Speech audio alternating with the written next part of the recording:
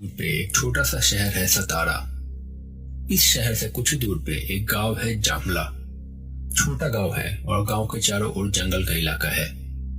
इस जंगल में कुछ जंगली जानवर भी है। इनमें से कुछ तो विलुप्त होने के कगार पे है।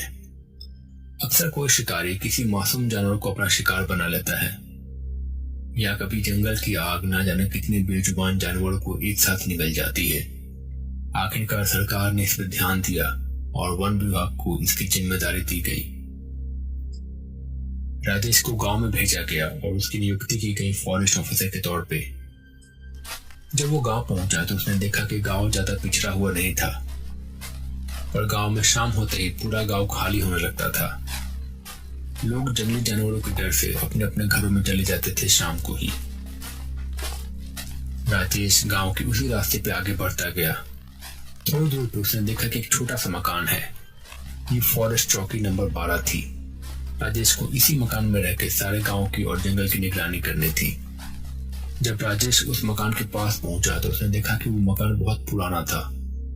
उस मकान पर जाने के लिए सीढ़ियां थी और सीढ़ियों के हर कदम पे आवाज आ रही थी। उस कमरे के चारों तरफ बाउंड्री थी और कमरे के अंदर रखी हुई थी एक टेबल और एक कुर्सी। उस कमरे में चारों तरफ कांच की खिड़कियां थी और एक दरवाजा था। राजेश ने अपना सामान रखा और कुछ चीजें अपने बैग से बाहर निकाली और वॉकी टॉकी से अपने ऑफिसर को सूचित किया कि वो पहुंच गया है। अपना सामान निकालने के बाद राजेश ने अपने बैग से कुछ खाने को निकाला और उसने वहीं पे खाना खाया। और उसने देखा कि कमरे में और भी कुछ सामान रखा हुआ है खाना बनाने के लिए। पानी भी रखा हुआ था। खाना खाने के बाद राजेश थोड़ी देर सो गया। जब उसकी नींद खुली तो उसने देखा कि शाम हो चुकी थी। राजेश उस मकान से बाहर आया और एक नजर सामने की जंगल की ओर दोहराई। बगल में गांव था जहां पे अब कुछ लोग बाहर थे। सामने दूर दूर तक जंगल नजर आ रहा था, घना काला जंगल। पर सामने का जंगल उसे बहुत ही खूबसूरत लग रहा था। धीरे धीरे सूरज ढलने लगा और उसके बाद राजेश वापस अपने कमरे में आ गया। इसके बाद राजेश उस कमरे में इधर उधर देखने लगा। थोड़ी देर देखने के बाद उसने ध्यान दिया कि कमरे के ठीक बाहर कुछ खुरचने के निशान थे। यहाँ तक कि खिड़कियों और दरवाजे पे भी कुछ खुरचने के निशान थे। ये निशान बहुत अजीब लग रहे थे उसे। उसने ज्यादा ध्यान नहीं दिया। उसने अपना सामान वही बेड के नीचे डाल दिया। उसने देखा कि दरवाजे के पीछे एक कागज चिपका हुआ था। वो कागज काफी पुराना लग रहा था, नीचे से फटा हुआ था। उस कागज पे कुछ लिखा हुआ भी था। उस कागज पे लिखा था, कोई 3 बार खटखटाए तो दरवाजा कभी मत खोलना। राजेश ने ये पढ़ा और ये सब उसे कोई मजाक लगा। उसे लगा कि शायद वो वहां पर नया है तो शायद किसी ने उसके साथ मजाक किया है, या फिर उसकी टांग खींचने की कोई कोशिश थी, या फिर शायद डराने की कोशिश। उसे बात अजीब लगी और उसे समझ में नहीं आया कि आखिर 3 बार खटखटाने से क्या होगा, क्यों दरवाजा नहीं खोलना है। राजेश ने फिर भी ज्यादा सोचा नहीं और सोने चला गया। आधी रात को उसे दूर जंगलों से एक अजीब सी चीख सुनाई दी। उसके कुछ ही देर बाद उसे मकान के कुछ दूर पे एक रोने की आवाज सुनाई दी, पर फिर वो आवाज अचानक से बंद हो गई। उसने सोचा कि ये शायद उसका वहम है। अगले दिन सुबह हुई। उसने देखा कि दरवाजे पे एक नया खुरचने का निशान था, पर ये निशान कल तो नहीं था। इसके बाद उसने अपने दिन की सारी फॉर्मेलिटीज की और अपना काम पूरा किया। फिर शाम को वो गांव की ओर निकल गया। वहां एक चौपाल पे कुछ लोग बैठे हुए थे। राजेश ने उनसे बात शुरू की। नमस्कार, मैं यहाँ का फॉरेस्ट इंस्पेक्टर हूँ। मेरी कल ही ज्वाइनिंग हुई है। अगर आप लोगों को जंगल में कुछ परेशानी दिखे या फिर किसी अवैध शिकारी की सूचना हो तो मुझे जरूर बताइएगा। उन लोगों ने उनकी बात सुनी और फिर एक ने कहा, स्वागत है आपका गांव में। अच्छा है, ठीक से रहिए। कोई दिक्कत या कोई अवैध शिकारी होता है तो हम आपको जरूर बताएंगे। जी शुक्रिया। इसके बाद राजेश जाने के लिए तैयार हुआ। तभी उनमें से एक आदमी ने दूसरे आदमी के कान में धीरे से कहा, इसे भी बता दो, वरना क्या पता ये उसका शिकार हो जाए। पहले इंसान ने फिर कहा, बेटा जाने से पहले एक बात सुनते जाओ। ये जंगल बहुत पुराना है और इस जंगल में कई मांसाहारी और यहाँ तक कि आतंकखोर जीव भी है और कुछ ऐसी भी चीजें हैं जिन्हें समझना तुम्हारे लिए मुमकिन नहीं है। और तुम्हारी भलाई के लिए एक बात बता रहा हूँ, हम सब गांव वाले इस बात को मानते हैं। अगर तुम्हें रात के 3 साढ़े 3 के बीच में जंगल से किसी के रोने की या हंसने की आवाज आए तो उधर मत जाना, उसे अनदेखा कर देने में ही भलाई है। अच्छा, पर क्यों? ऐसा क्या है? वो मैं तुम्हें नहीं समझा पाऊंगा, बस मैंने तुम्हें बता दिया। आगे मानना ना मानना तुम्हारी मर्जी है।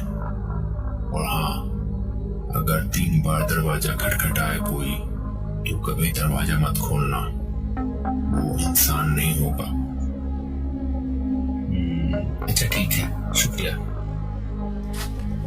राजेश फिर अपने मकान या केबिन की ओर चला गया।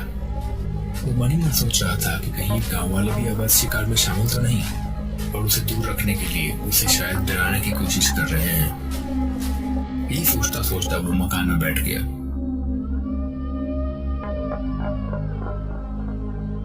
रात ढेर आई।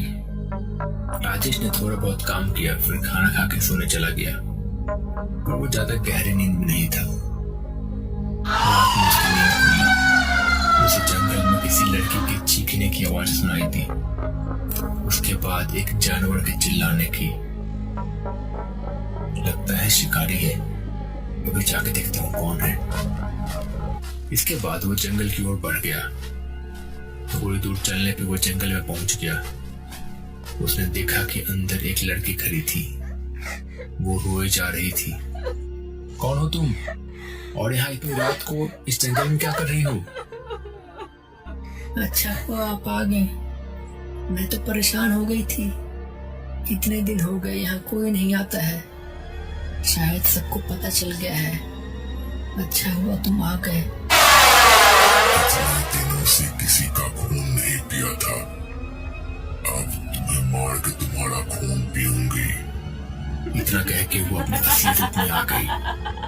वो एक शैतान थी, देखने में बहुत भयानक। राजेश का तो खून ही सूख गया उसे देख के। वो तुरंत मुड़ के वहां से भागने लगा और भाग के वो अपने मकान में जाके छुप गया। थोड़ी देर में उसे दरवाजे पर नाखूनों के खरोंचने की आवाज आने लगी। वो समझ गया कि ये वही प्रेतात्मा थी। वो चुपचाप वहीं बैठे रहा। फिर उसने रेडियो उठाया और अपने सीनियर से बैकअप मांगी। Hello hello hello control room, जल्दी से चौकी नंबर 12 पे बैकअप भेजिए। यहाँ कुछ तो है, कुछ बहुत भयानक है यहाँ, जल्दी। हेलो राजेश, तुम घबराओ मत, मैं अभी बैकअप भेजता हूँ। तुम अपने केबिन में ही रहो, किसी को आने मत देना। जब मैं आऊँ तो ही दरवाजा खोलना। यस सर, आप जल्दी आ जाइए। इतना कह के राजेश चुपचाप वहां खड़े रहा। उसे नहीं पता था आगे क्या होने वाला है, पर फिर थोड़ी देर में सब शांत हो गया। राजेश की जान में जान आई। उसे लगा कि सब ठीक हो गया। वो चुपचाप कमरे में बैठ गया, बैकअप का इंतजार करने लगा। करीब आधे घंटे के बाद उसे सीढ़ियों पर किसी के चलने की आवाज आई। क्या तुम अंदर हो? दरवाजा खोलो, मैं आ गया। दरवाजा खोलो। क्या तुम अंदर हो? दरवाजा खोलो, मैं आ गया। क्या तुम अंदर हो? दरवाजा खोलो, मैं आ गया। मैं तुम्हारा बैकअप। दरवाजा खोलो, मेरे साथ बैकअप है। राजेश की जान में जान आई ये सुन के। आखिरकार सब ठीक हो गया था। राजेश उठ के दरवाजा खोलने गया। खोलो दरवाजा, तुम अंदर हो कि नहीं? खोलो। राजेश दरवाजा खोलने ही वाला था कि तभी उसकी नजर उस कागज में पड़ी। 3 बार खटखटाने पे कभी दरवाजा मत खोलना। राजेश ने कुछ सोचा। तुम मेरे सीनियर हो? अच्छा, क्या नाम है तुम्हारा? राजेश, दरवाजा खोलो, मैं आ गया। दरवाजा खोलो राजेश।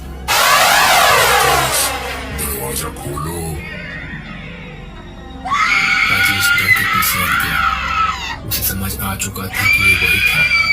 वो चुपचाप वहीं जाके बैठ गया एक कोने में। और इसके बाद कुछ देर बहुत जोर जोर से खटखटाने की और खोजने की आवाज आई और फिर सब शांत हो गया। राजेश की आंख कब लग गई उसे पता ही नहीं चला। जब राजेश की आंख खुली तो सवेरा हो चुका था। थोड़ी देर में वन विभाग की गाड़ी आई वहां पे। कैसे हो राजेश, सब ठीक है ना? कुछ ठीक नहीं है सर, यहाँ बहुत गलत चीज है कुछ ठीक नहीं है यहाँ पे। और कल आपने मुझे बैकअप क्यों नहीं भेजा? मैंने आपसे इतनी उम्मीद से और इतनी जल्दी बैकअप भेजने के लिए बोला था और आपने बैकअप नहीं भेजा, आखिर क्यों? बैकअप? कैसा बैकअप और क्यों? तुम ठीक तो हो ना? तुमने मुझे कल कोई रेडियो नहीं किया है, कोई बैकअप नहीं मांगे तुमने मुझसे, तो फिर क्या बैके बैके बातें कर रहे हो? पर ये कैसे हो सकता है?